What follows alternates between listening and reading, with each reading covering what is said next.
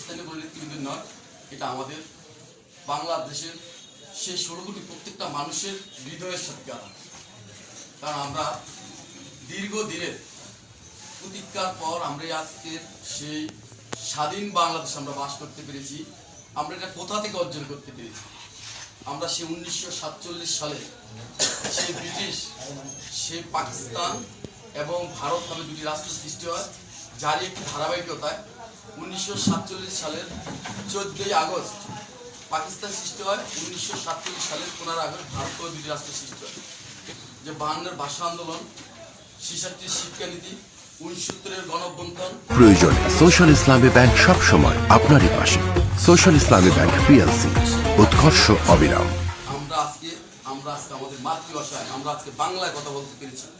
আজকে বাংলার অভিসাংবাদিক নেতা, আজকে বাংলার স্বাধীনতার ঘোষক, আজকে বাংলার মহান নেতা, আজকে বাংলার রাষ্ট্রপতি, আজকে বাংলার প্রধানমন্ত্রী, সেই তার ভাবের আজকে বাংলার প্রধানমন্ত্রীও সেই মহান নেতার সন্তান। আমি আজকে যে আমাদের রাজনৈতিক স্থান হচ্ছে ভিন্ন পারপাস, আমাদের রাজনৈতিক স্থান হচ্ছে ভিন্ন একটা গ্রুপ। আমরা স্থানীয় রাজনীতি করি, সেটা আমাদের ভিন্ন দিক, কিন্তু আমরা আজকে জাতীয় প্রোগ্রামে আমরা সকলে সমান। আমি আশা করেছিলাম যে সকলের সাথে আজকে আমরা জাতীয় প্রোগ্রামটা কমপ্লিট করব, কিন্তু দুঃখিত যে আজকে আমরা পারলাম না। আমাদের এখনো মনে হচ্ছে যে গ্রুপিং রাজনীতি আমাদের দক্ষিণ এখন শেষ হয়নি, সবাই সবার মতো করে করছে।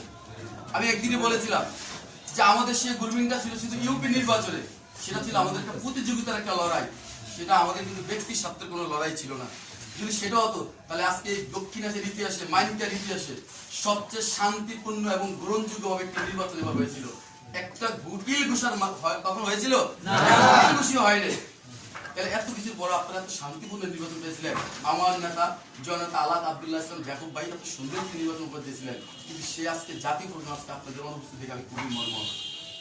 ঢাকা তো আমাদের সবকিছু ঠিক হয়ে যাবে, দেখবেন সবকিছু ঠিক হয়ে যাবে। তবে আমাদের অনুরোধ থাকবে আপনাদের প্রতি, আমরা যারা আছি আমরা সকলে মিলে এই আওয়ামী লীগটাকে এবং এই সমাজটাকে সুন্দর করে সাজানোর জন্য